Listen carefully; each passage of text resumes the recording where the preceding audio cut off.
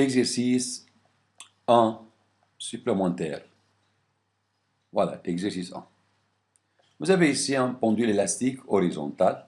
C'est le pendule horizontal. La masse de la particule, cette particule a une masse 400 grammes.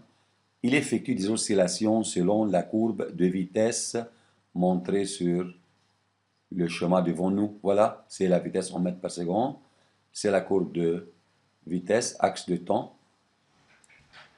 Vérifiez que les oscillations ne sont pas amorties. Les oscillations ne sont pas amorties lorsque EM reste constante au cours du temps. Conservation de l'énergie mécanique. L'énergie mécanique ici se conserve. Pourquoi?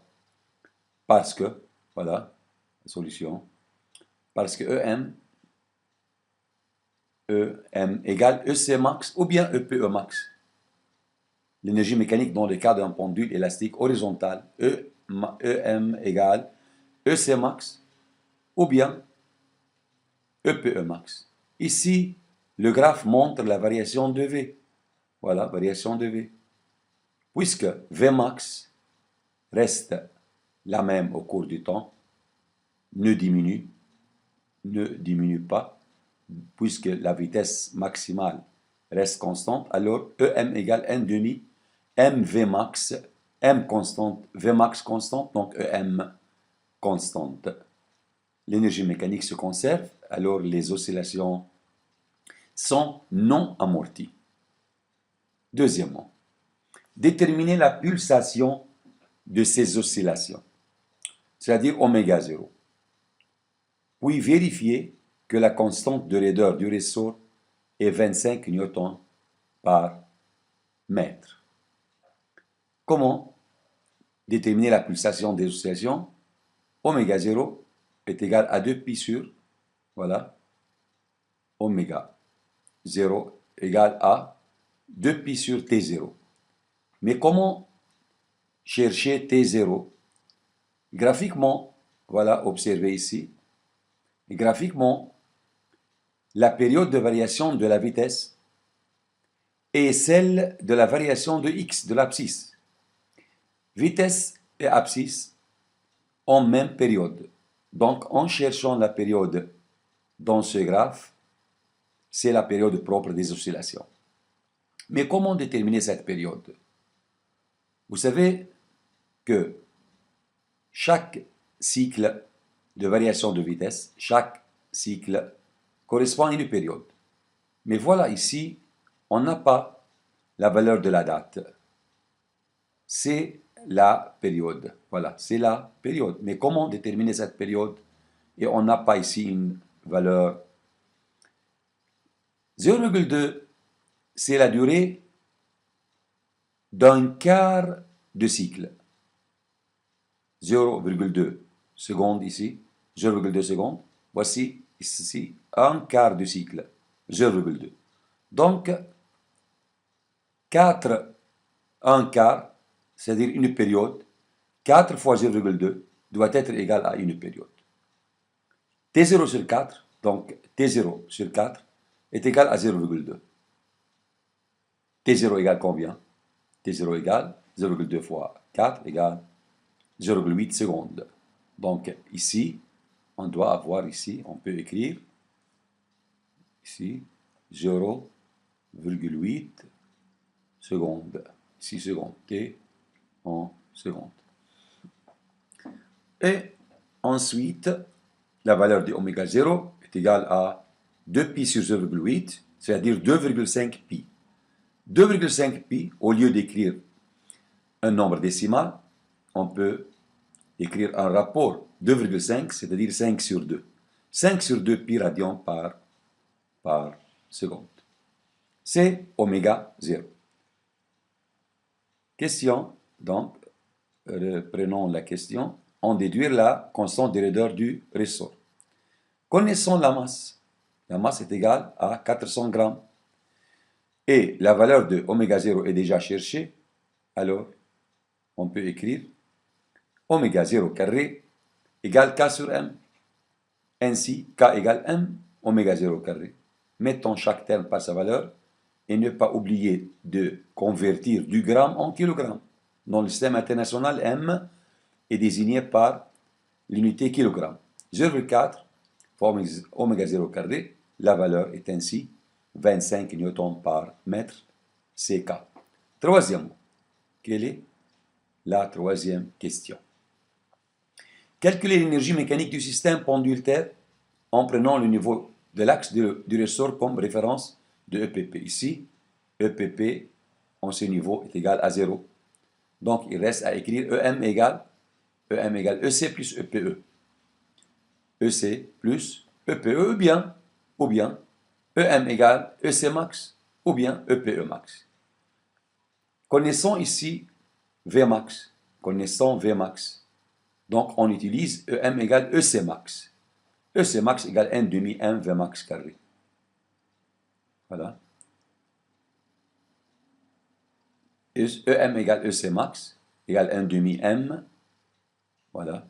1 demi M V max carré. V max égale 2 mètres par seconde d'après le graphe. Alors EM, l'énergie mécanique stockée ou bien emmagasinée dans le système, qui reste constante au cours du temps, égale à 0,8 joules. C'est l'énergie mécanique dans le système oscillateur Terre. Quatrième question. Trouvez la valeur de EC pour x égale x max sur 2. Lorsque x égale x max sur 2, c'est-à-dire au milieu. Au milieu de quoi? Voilà, ici. C'est par exemple l'origine, c'est l'origine. Voici, par exemple, c'est la position extrême. Au milieu, x égale xm sur 2. À déterminer à quoi est égale l'énergie cinétique. L'énergie cinétique de la particule dans cette position. Comment déterminer cette énergie cinétique? Vous savez que EPE égale à 1 demi K x carré égale 1 demi K xm carré. Pourquoi on calcule maintenant EPE et il a demandé EC? Pourquoi on calcule EPE? Parce que lorsque x égale xm sur 2, on ne sait pas quelle est la valeur de la vitesse. Quelle est la valeur de la vitesse pour cette abscisse? On ne sait pas la valeur de la vitesse pour x égale xm sur 2. Pour cela, on peut calculer EPE, puis faire la soustraction entre EM et EPE. Entre EM, voilà ici, EM et EPE. Pourquoi? Parce que EM est égal EC plus EPE. Donc EC est égal EM moins EPE. EM est toujours constante dans ce problème. EM égale 0,8 joules. Il faut donc chercher EPE. Et alors, on cherche la valeur demandée de EC. À quoi est égal EPE à cette instance, c'est-à-dire pour cette abscisse? EPE égale 1 demi K x carré pour cette abscisse. Mettons x carré, x par sa valeur ici, xm sur 2, c'est-à-dire xm carré sur 4. On fait le calcul de EPE, puis on fait la soustraction pour déterminer EC. EC est égal à 0,6 joules. Cinquième question. Pour quelle position EC égale EPE? Donc, la particule oscillante entre deux extrêmes, il arrive un instant où EC égale EPE. EC égale EPE. Deux instants, on a EC égale EPE. De part et d'autre de haut, vous avez deux positions pour lesquelles EPE égale EC. Donc, quelle est cette position? À déterminer x, c'est-à-dire à déterminer x. Voilà. Il faut donc faire l'égalité entre EC et EPE.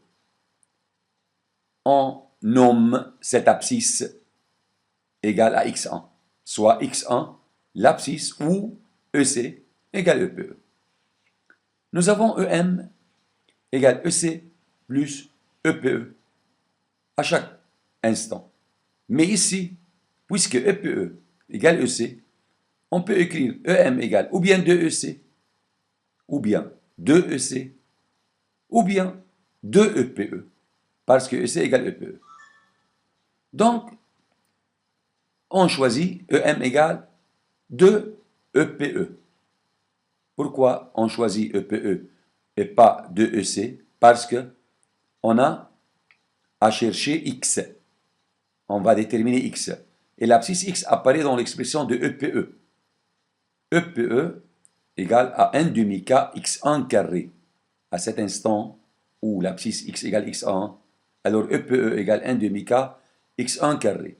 Vous avez EM égale 2 fois EPE, 2 fois cette expression. 2 fois 1 demi, 1. Donc x1 carré égale EM sur K, ou bien x1 égale radical EM sur K. On calcule ainsi la valeur de x1, 0,17178 mètres, c'est-à-dire 17,8 cm. x1 doit être plus petite que xmax, déjà calculé. Oui, ici, 17,8 cm, plus petite que la valeur de xmax qui est 25,3 cm. Cinquième question. Non, sixième question. Tracé sur le même graphique de VT, sur le même graphe donné de la vitesse, voilà, sur le même graphe, on doit tracer quoi? On doit tracer, voilà, sixièmement, tracer sur le même graphique de VT la courbe associée à l'évolution de l'abscisse X en fonction du temps. X. Il faut donc tracer la courbe de X. X varie sinusoïdalement, comme la vitesse, mais il faut faire attention à ce que lorsque la vitesse est max, l'abscisse est nulle, parce qu'au passage par la position d'équilibre, la vitesse est maximale. Donc on commence à tracer la courbe de x de l'origine O. Mais il faut tracer comme ça, la courbe de x ou bien vers le bas. Comment? Puisque V est positif, puisque Vmax est positif, donc le mobile en passant par O se déplace vers les x positifs. Donc si on nomme cet axe x, alors on doit tracer la courbe comme ça, dans ce sens. Puis, vers le bas, sinusoïdalement, comme cette courbe. X doit être limité par deux valeurs, moins xmax et plus xmax, comme la vitesse. La vitesse est limitée par moins Vmax plus Vmax. De même pour l'abscisse, doit être limitée par moins xmax plus xmax. En adoptant une échelle convenable, ou bien moins xmax et plus xmax sont situés ici par exemple, ou bien sont situés dans cette région. Voilà, ici, on a tracé la courbe, comme ça. On a choisi ces deux limites, c'est plus xm ici. Voilà, c'est l'axe de x et l'axe de vitesse. Axe de x, on choisit la couleur rouge pour la représentation de x. La couleur rouge pour la représentation de x. Ici, plus 100. Ici, voilà. Plus xm. Plus xm. Voilà ici quand même. Moins xm. L'abscisse varie entre ces deux limites. Donc la courbe de x ne doit pas dépasser ces deux limites. Ok. À la 0, donc il faut avoir un sommet ici à la date 0,2. Pourquoi? Parce que la vitesse à la date 0,2 est nulle. La vitesse est nulle aux extrêmes. Donc, le mobile passe par sa position extrême. Ici, une position extrême. C'est pourquoi vous avez ici un curve de la courbe. Curve. Donc l'abscisse ici est maximum.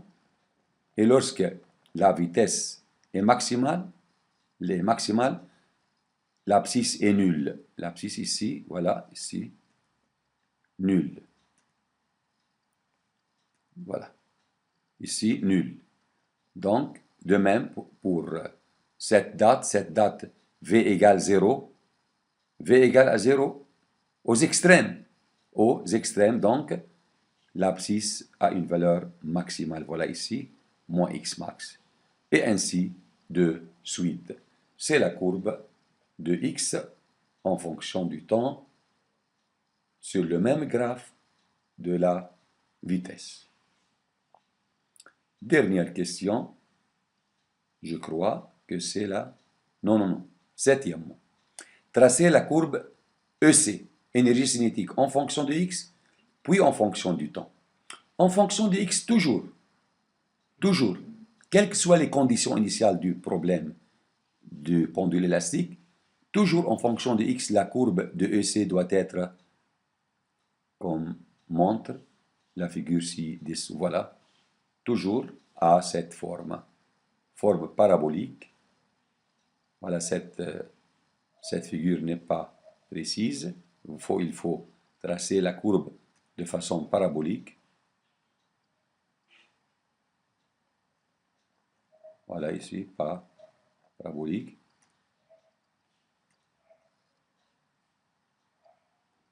Parce que EC égale 1 demi m V carré, ayant la forme y égale à x carré, donc forme parabolique. Maintenant, EC en fonction du temps. EC en fonction du temps, comment varie EC en fonction du temps. À la date 0, on a V max.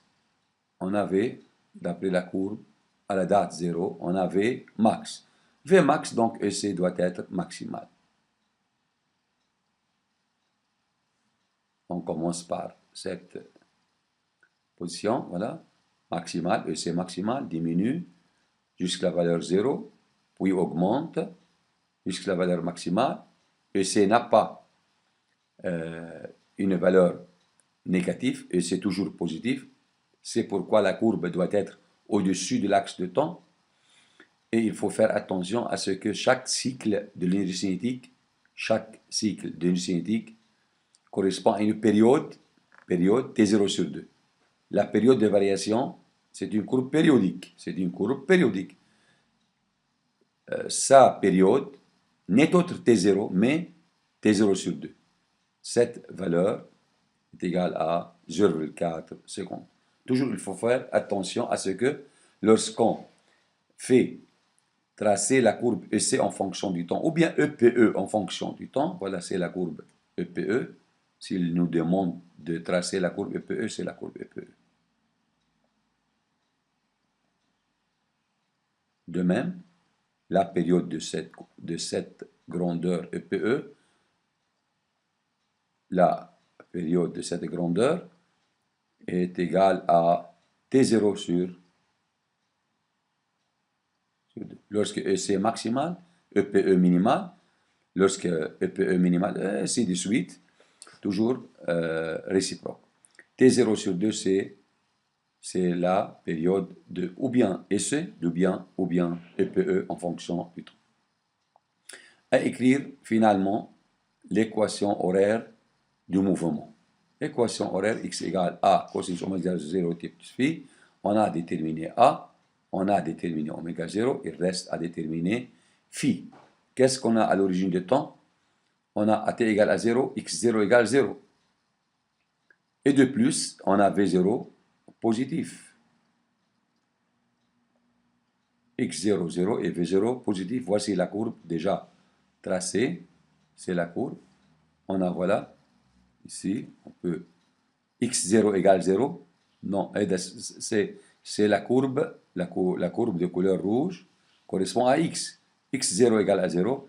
Et vitesse, voilà, là, le vecteur vitesse est positif. On choisit cette couleur.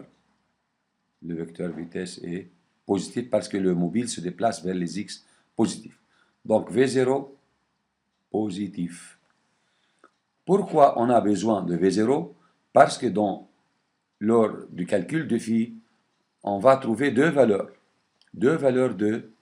de phi, en mettant x0 égale à 0 et t égale à 0 dans l'expression x égale a cosinus oméga t plus phi donnée, dans cette équation, x égale à 0, t égale à 0, donc 0 égale a cosinus phi. 0 égale a cosinus phi implique cosinus phi égale 0, donc ou bien phi égale pi sur 2, ou bien phi égale moins pi sur 2. Quelle valeur de phi doit-on choisir? C'est pourquoi on utilise V0 positif. Quelle expression de la vitesse en fonction du temps? V égale moins A oméga 0 sinus oméga 0 t plus phi. Donc on a fait la dérivée de x par rapport au temps. Moins A oméga 0 sinus oméga 0 t plus phi implique V0, mettons t égale à 0 pour avoir V0 positif. V0 égale moins A oméga 0 sinus phi. Moins A oméga 0 sinus phi doit être quoi? Positif. Moins ici, donc sinus phi positif, sinus phi négatif. Quelle est la valeur de phi? Pi sur 2 ou bien moins pi sur 2? Sinus pi sur 2 plus 1. Mais sinus moins pi sur 2, moins 1. Et on veut que sinus phi soit négatif. Donc c'est la valeur acceptable de phi. Phi égale moins pi sur 2. C'est la fin de l'exercice supplémentaire proposé déjà.